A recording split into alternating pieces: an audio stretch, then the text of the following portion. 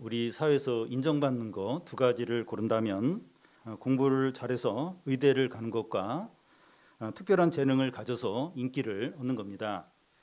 후자의 경우들을 보면 노래를 잘해서 경연대회에서 톱10에 들든지, 또 축구나 야구나 골프 등을 아주 잘하든지, 또 피아노를 잘 쳐서 세계 콩쿠르에서 우승을 한다든지, 이러면 이제 인기가 얻게 되고, 또 수입도 얻게 되고, 또 직업도 이제 생기게 됩니다.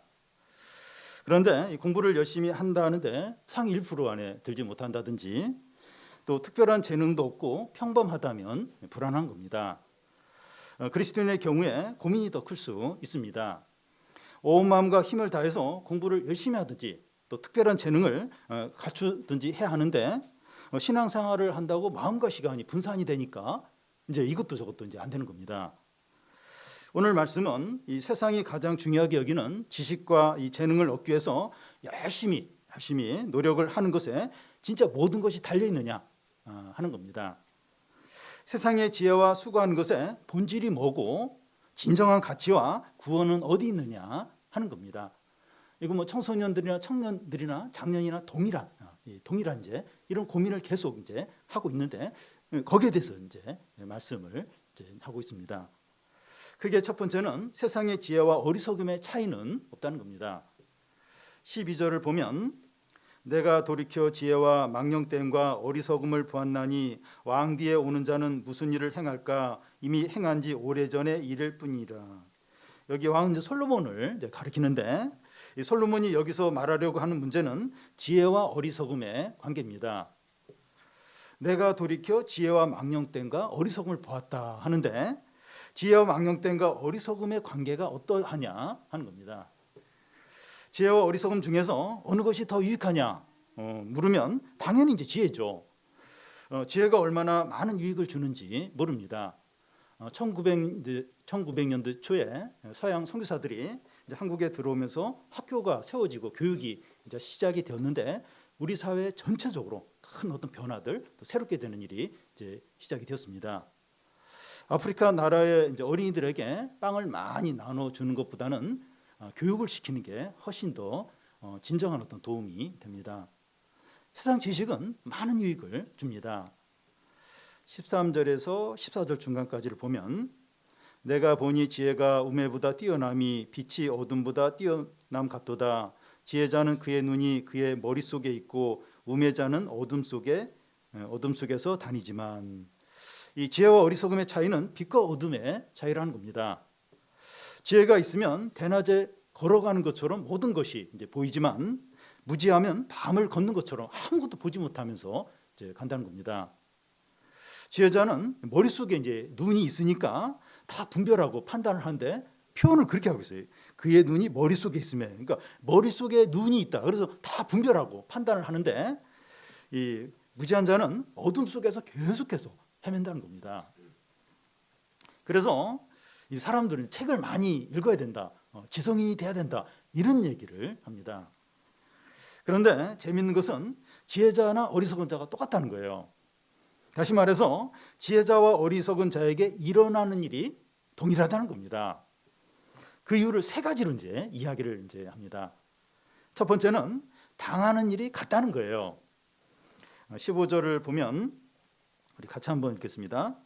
내가 내 마음속으로 이르기를 우매자가 당한 것을 나도 당하리니 내게 지혜가 있었다 한들 내게 무슨 유익이 있으리요 하였도다. 이에 내가 내 마음속으로 이르기를 이것도 헛되도다 하였도다. 지혜자 우매자가 당한 일이 같다는 거예요. 예를 들어서 교통사고가 이제 나거나 암에 걸리거나, 또 재난이나 사업이 망하거나, 또 실직을 하거나, 이 감옥에 가는 것이나 이혼이나 자녀 문제 같은 겁니다. 공부를 많이 한 사람이나 적게 한 사람이나 가리지 않고 이런 일이 일어납니다. 대학 교수 부부인데 이 방황하는 자녀 문제를 해결을 못하는 거예요. 해결을 못하고 부부관계의 갈등을 해결하지 못해서 파국으로 이르는 경우가 많이 있습니다. 사소한 문제들에는 지혜자와 우매자가 차이가 있지만 인생의 대부분의 문제는 다 겪는 거예요. 뭐 지혜자나 우매자나 공부를 많이 한 사람이나 적게 한 사람 똑같이 다 겪는 겁니다. 이와 같이 지혜자가 우매자보다 나은 것이 없다면 무슨 유익이 있느냐 하는 겁니다. 세상의 지혜가 헛되다는 거예요. 두 번째는 기억이 되지 못하기 때문입니다. 16절을 우리 같이 한번 읽겠습니다. 지혜자도 우매자와 함께 영원하도록 기업함을 얻지 못하나니 후일에는 모두 다 잊어버린 지 오래일 것임이라. 지혜자나 우매자나 영원히 기억되지 않는다는 거예요. 작년에 한국을 빛낸 인물들을 몇 사람 이제 생각해 보면 허준이라고, 우리 이게 허준 집사님인데 허준 집사님 말고, 우리 허준 집사님도 귀한 분입니다. 근데 허준 집사님 말고 허준이라고 수학계 최고 영예라고 할 수 있는 필즈상을 이제 받았고, 이문창 군이라고 반 클라이번 국제 피아노 콩쿠르에서 역대 최연소 18살로 우승을 이제 했고, 또 월드컵에서 황희찬 선수가 포르투갈전에서 골을 넣으면서 16강 진출을 이제 이루었습니다. 지금 제가 이런 사람을 언급하니까 그때 그 사람이 있었지, 기억이 이제 날 겁니다. 아무리 대단한 인물이더라도 5년이나 10년이 지나면 사람들은 다 잊어버려요. 그가 죽으면 더더욱 이 기억을 못합니다. 역사적으로 유명한 몇몇 사람들에 대해서 사망 몇 주기 하면서 기념식을 갖습니다. 기념식을 갖는 이유가 기념식까지 갖지 않으면 영원히 그 사람을 기억하지 못하니까 사망 몇 주기 하면서 기념식을 가지면서 그 잊어버리고 다 잊혀지는데 막 기억을 이제 억지로라도 이제 하려고 하는 거죠. 누가 이제 의대에 들어가거나 또 세계 대회에서 나가서 우승을 하거나 또 언론에 뜨면서 유명해지면 본인이나 가족들은 그걸 굉장히 자랑스럽게 여깁니다. 그런데 대부분의 사람들은 관심이 없어요. 기억도 안 합니다. 지혜자나 우매자나 사람들이 기억하지 않는다는 거예요. 거실에 온갖 상들과 트로피를 이제 전시해 놓으면 본인은 굉장히 뿌듯해요. 의미가 있는데 사람들은 관심이 없어요. 가족들도 그거 빨리 좀 내다 버리자고. 그러니까 본인에게만 의미가 아무도 거기에 관심이 없습니다. 세 번째는 이 같이 죽기 때문이라는 거예요. 16절 중간을 보면 오라 지혜자의 죽음이 우매자의 죽음과 일반이로다. 죽은 만큼 모든 사람에게 공평한 게 없습니다. 나사로와 부자 비유에 보면 이 나사로는 그 부자 그 상에 떨어진 부스러기를 이제 먹고 막 질병 가운데 있는데, 부자는 자색 옷을 입고 매일 호화로이 그 잔치를 즐깁니다. 근데 같은 날 부자와 나사로가 죽게 됩니다. 세상에서 보면 불공평하다, 기울어진 이 운동장에서 경쟁을 해야 된다, 이걸 많이 느끼는데 죽음을 통해서 모두가 이제 평등하게 됩니다. 지혜자라고 해서 우매자보다 1년이나 10년 더 살 수 있는 게 아니에요. 그러니까 똑같은 병에 걸렸는데 이 사람은 지혜자니까 1년 더 살고 5년 더, 그런 거 없어요. 똑같습니다. 지혜자라고 해서 우매자보다 진정으로 나은 게 없다는 겁니다.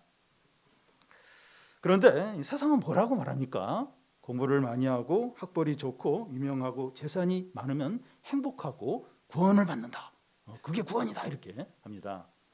그런데 이게 맞는 말이 아니에요. 이게 맞는 말이 아닙니다.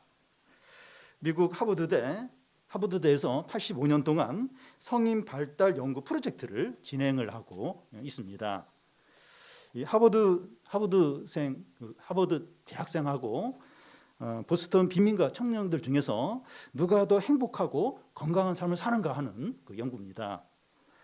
그 연구 프로젝트의 책임자인 월딩어 교수가 이 책임자가 3번 바뀌었는데 85년 동안 연구하면서 지금 이제 월딩어 교수, 그러니까 이분이 이제 책임을 지고 있는데, 이분이 하는 말이 행복을 정하는 결정적인 요인은 부도 아니고 명예도 아니고 학벌도 아니고 사람들과 따뜻하고 의지하는 관계에 있다고 그렇게 이야기를 합니다.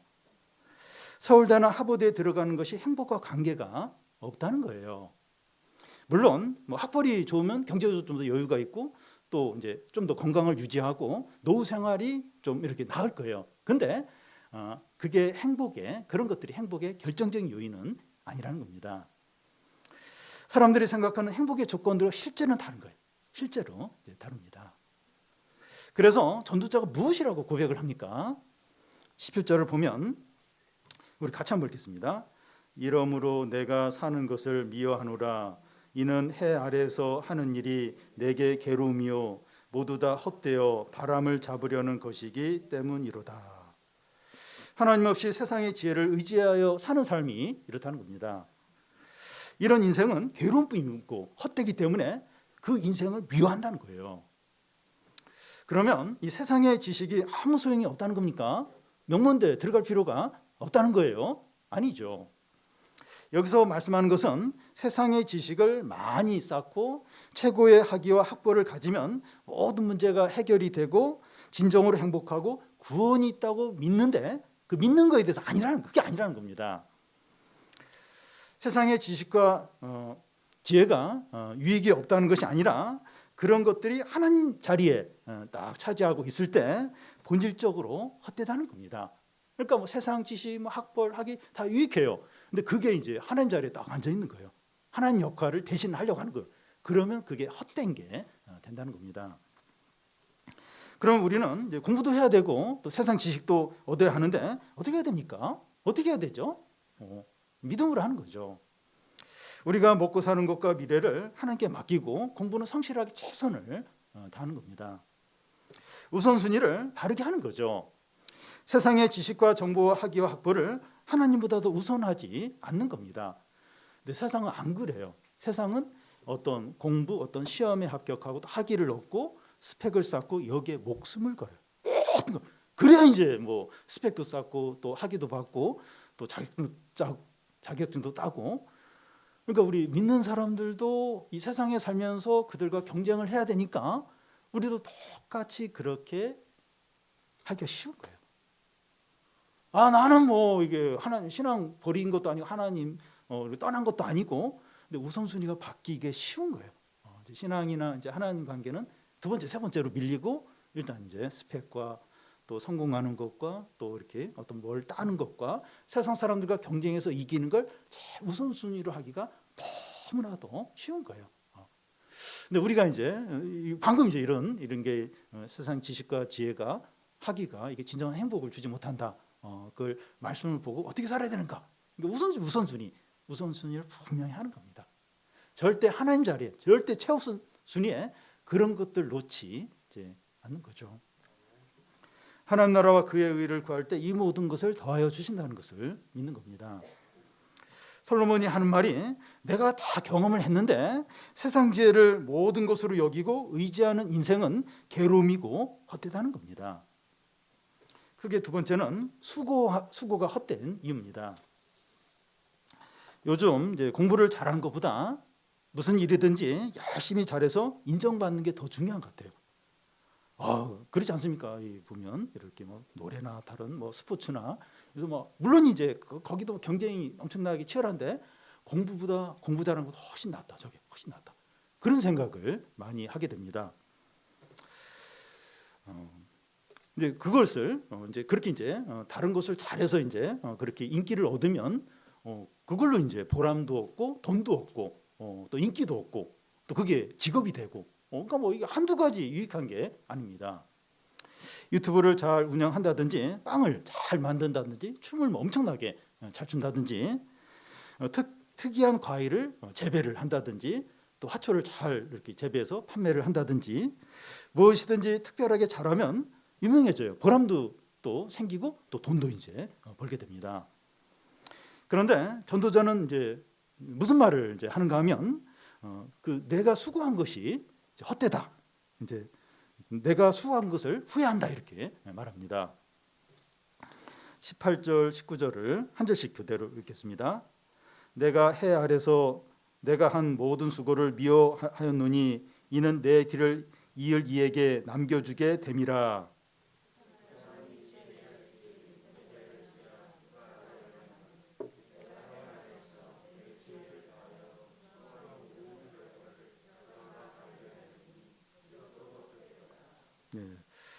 전도자는 자기가 그동안 수고한 것들을 미워한다고 합니다. 그 이유는 자기가 수고한 것들이 다른 사람에게 넘어가기 때문입니다. 전도자가 은퇴를 하든지 죽으면 자기가 수고하던 일들에 대해서 손을 떼야 됩니다. 자기가 더 이상 영향을 주거나 관여할 수 없습니다. 그 뒤에 오는 사람이 그것을 관리하게 되는데 그가 지혜자인지 우매자인지 알 수가 없다는 거예요. 우매자가 오면 앞 사람이 수고한 것을 다 말아먹게 됩니다. 어느 대학 이제 설립자는 아주 훌륭한 분인데 그의 아들이 이제 이사장이 되면서 막 그 학교 땅을 팔고 또 해외 여행 가고 막 뭐 이러면서 이제 뭐 학교가 이제 망가지는 것을 이제 본 적이 있습니다. 그 20절, 21절에 한 절씩 교대를 읽겠는데요. 이러므로 내가 해 아래서 한 모든 수고에 대해서 내가 내 마음에 실망하였도다.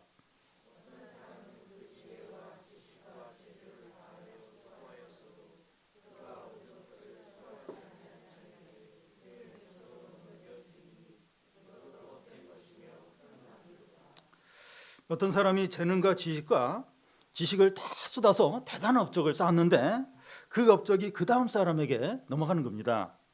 그 사람은 고생을 하거나 수고한 것 없이 열매를 그대로 받아서 누리는 거죠. 그럴 경우에 그 열매를 망칠 경우가 많습니다. 그러면 그 이전 사람의 수고한 것이 사라지는 거죠. 부자가 3대를 가기 어렵다는 말을 하고 창업 1세대가 이뤄놓은 기업을 2세가 망치는 경우가 자주 있습니다. 그러면 그 수고한 것이 무슨 소용이 있겠느냐 하는 거죠. 그런데 사람들은 현재 열심히 일하고 수고하면서 자기가 하는 일이 영원히 남을 줄로 믿습니다. 뭐 과학 분야에서 연구를 한다든지 또 예술 분야에서 일을 한다든지 뭐 정치 분야든지 교육 분야에서 일을 하든지 자기가 하는 일이 영원히 남을 것으로 확신합니다. 그러니까 최선을 다해서 막 목숨을 걸고 그렇게 이제 자기 맡겨진 일에 이제 열심히 이제 하는 거죠. 이 일이 영원할 거다. 이제 그렇게 이제 확신을 이제 합니다. 그런데 수고한 것이 자기 손을 떠나는 순간에 너무나 빨리 사라질 수 있다는 겁니다. 그러면 무슨 일을 하든지 열심히 하지 말고 대강 하라는 겁니까? 아이고 내가 이제 죽고 내가 여기서 손을 떼면 이제 엉망이 되고 다 사라질 텐데 뭐 이렇게 열심히 할 필요가 뭐가 있는가? 대강 하라는 겁니까? 아니죠. 세상에서 수고하는 일의 본질과 한계를 알라는 겁니다. 근데 이걸 몰라요. 이 세상의 일의 어떤 본질 그리고 내가 하는 업무의 한계를 모르는 거예요. 이게 뭐 절대적이고 모든 것이고 막 이렇게 이제 그렇게 이제 생각을 하고 거기에 모든 걸 이제 쏟고 이제 이렇게 하는데 그 세상 일의 한계를 또 본질을 분명하게 알라는 겁니다. 사람들이 세상에서 수고하는 일의 본질이 뭡니까? 22절, 23절을 한 절씩 교대로 읽겠습니다. 사람이 해 아래에서 행하는 모든 수고와 마음에 애쓰는 것이 무슨 소득이 있으랴?